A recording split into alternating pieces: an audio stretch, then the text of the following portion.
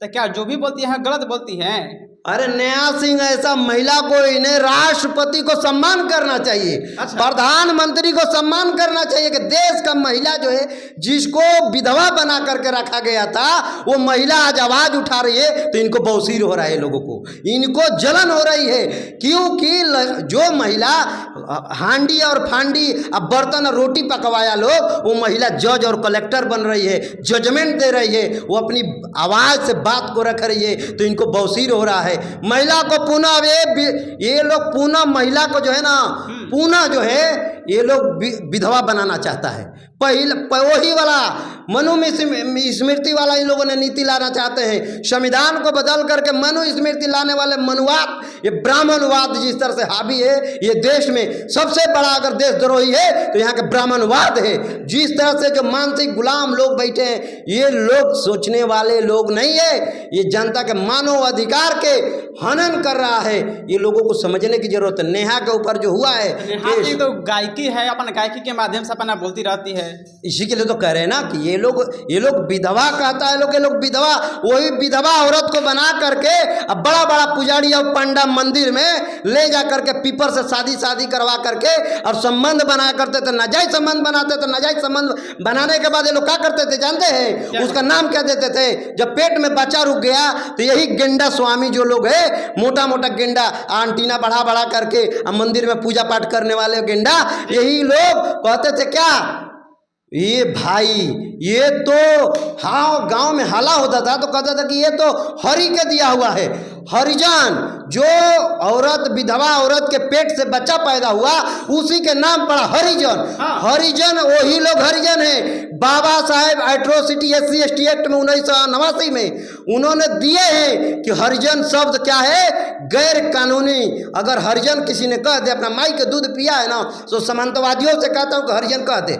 यही गांधी कहते थे हरिजन। देश में सोचिए कि गांधी को लोग पूजा नहीं करते हैं, बाबा साहेब अम्बेडकर को पूजते हैं। बाबा साहब कहलाए, ये देश में एक ही बाबा है, बाकी सब डाबा है। जो लोग है वो डाबा है, बाबा नहीं है। जिस तरह से नेहा हो, ये हो, जितने महिलाएं हैं, बाबा साहेब के आज देन है कि महिला विधवा से आज जज और कलेक्टर बन रही है। महिला रोटी पकाने से छोड़ करके जजमेंट दे रही है। इस बात के मनुवादियों को, इस बात को से जलन है। जिस तरह से विधवा कह करके सम्मानित करते थे महिलाओं को, यही लोग सामंतवादी और RSS के लोग हैं।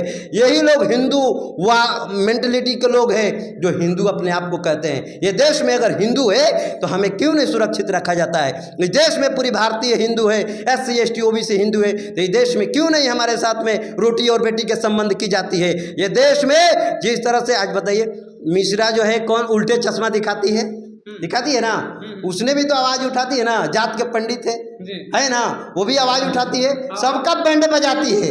तो नहीं जाओ ना, सबकी बैंड बजाती है। रवीश कुमार जी का तो यही मनुवादी टीवी मीडिया वाले उनको निकाल करके बाहर फेंक डाला।